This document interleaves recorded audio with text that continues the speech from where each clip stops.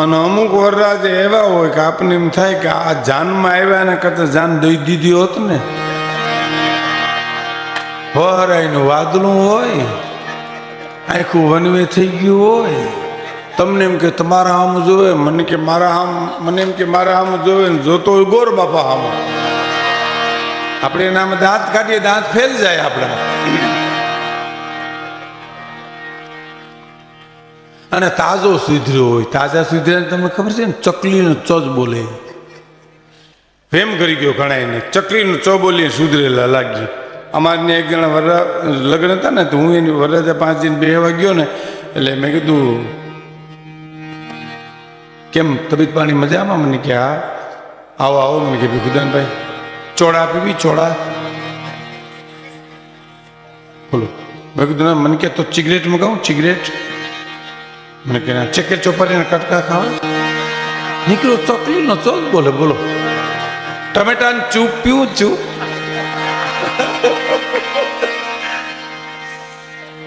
અને પાછો કે મારે વરઘોડામાં ઘોડી તો જોઈ છે જ, કે ઘોડી નહીં આવે. એને બાપાએ કીધું ઘોડું ન મળે, મોટરની આગલી સીટમાં બેન ઘુમરા મારી આવી જા. નહીં, ઘોડી તો જો છે. એ મહા મુસીબતે ઘોડી ગોતી આવ્યા, પણ ભેરું વૈશેરું આવ્યું. કોકે કીધું ભાઈ આ વૈશેરાને ભેરું હું કામ લે? તક નકર ઘોડી હાલતી નહોતી, એને મોર કર્યું હતી, ઘોડી હાલી. વરરાજાને બાપાએ કીધું ભાઈ હું નડે ભલે ને ઘુમરા મારતું એ ભેરું.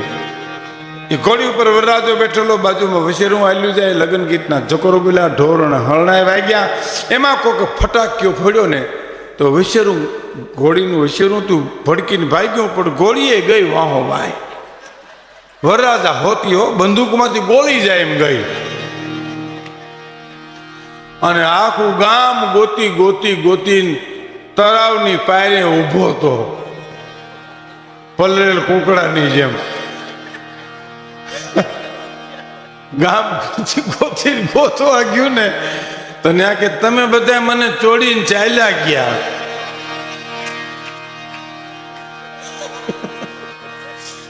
તું આખા ગામને ચોડીને ચાલ્યો ગયો કે અમે તને ચોડીને ચાલ્યા ગયા?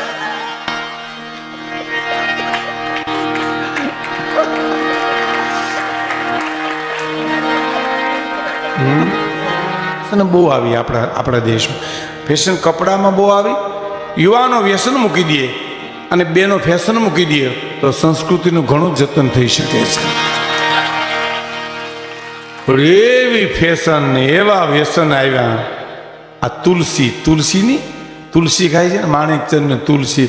અમારે ગામડામાં મને એક બાપાએ કીધું હતું, મને કે ભીખુદાનભાઈ આ કોક કહે ને છોકરાને કે તારા બાપાને મોઢામાં તુલસી મૂક તો આ પડીકી ખોંશી ત્યાં.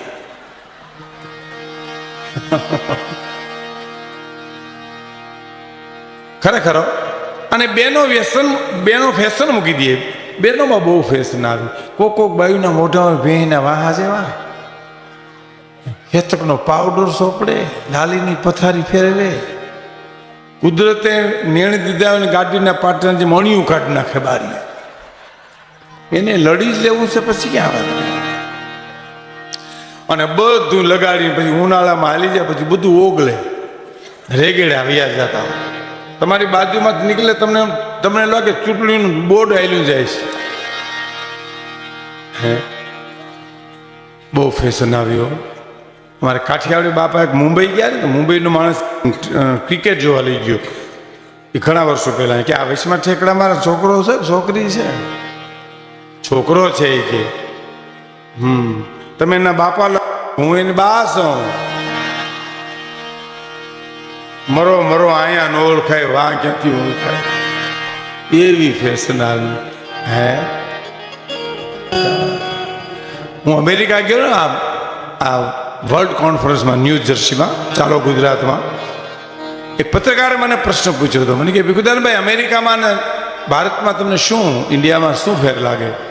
મેં કીધું ભાઈ તુલના હું ન કરી શકું, આ મહાસત્તા છે, અમારું ભારત છે. તો કે નહીં, કંઈ પત્રકારોને પછી કંઈક જવાબ તો જોઈએ ને.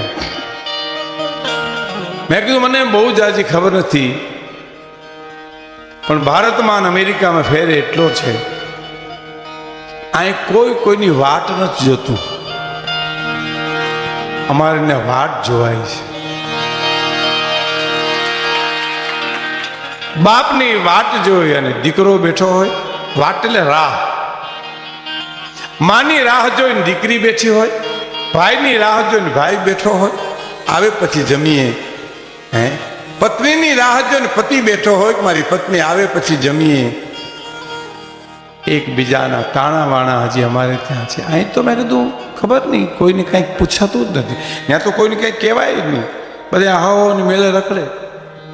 છોકરાઓને મારો તો પોલીસ માવતરને પકડી જાય, એટલે તો દર વર્ષે વેકેશનમાં મારવા અહીંયા લઈ આવે.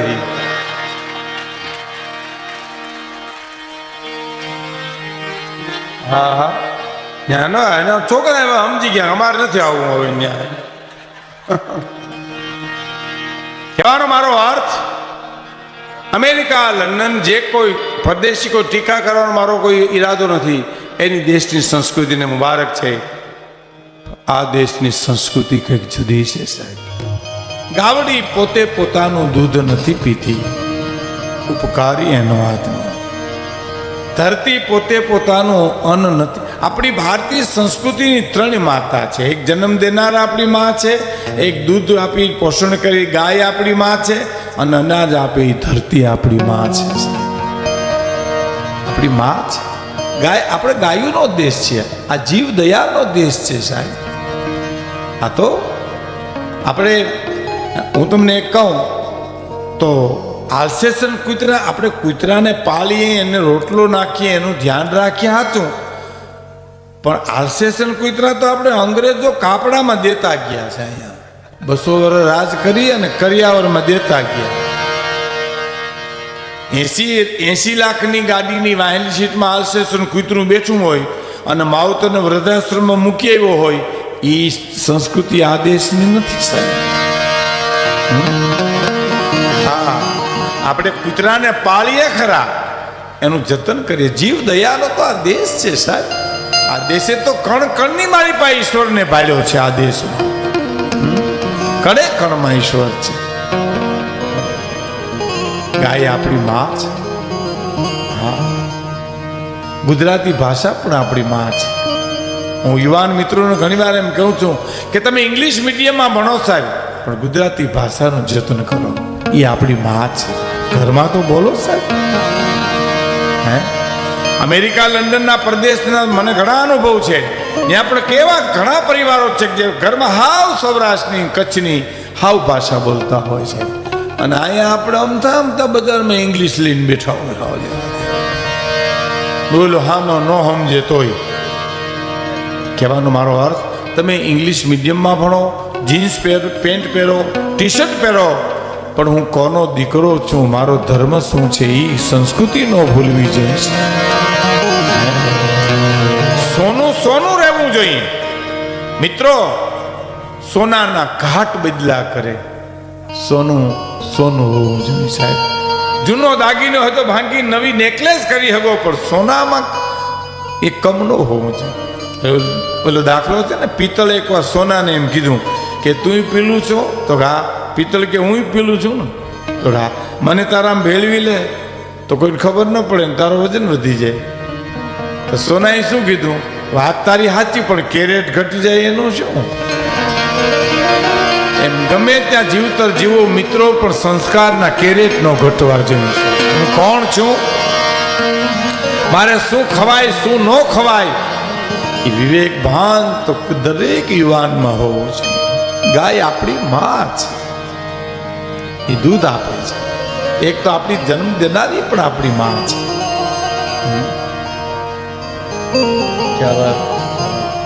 ગાયોને માટે ભગવાન કૃષ્ણને એમ ઉદ્ધવજીને એમ કીધું ગોપીઓએ. બહુ જાણીતી એક રચનાની એક જ કડી કહું, મારે વાત કરવી છે કે હે ઉદ્ધવજી, ભગવાન કૃષ્ણને કહેજો, ઇસ્માલભાઈ બહુ સારું ગાયું છે, કે એક વાર ગોકુળ નામો માતાજીને મોટે તામો, એક વાર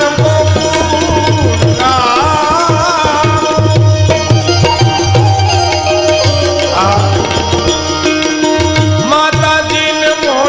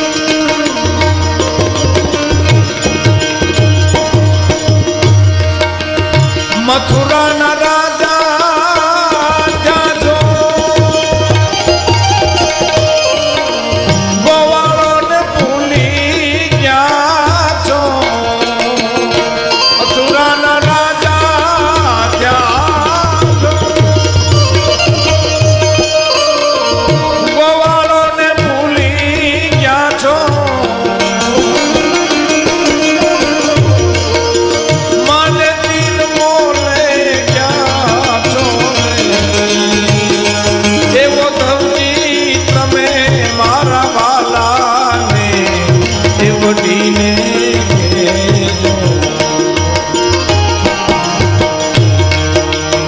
અને તો મનાવી લેજો રે માને તો મનાવી લેજો રે તમે મારા વાલા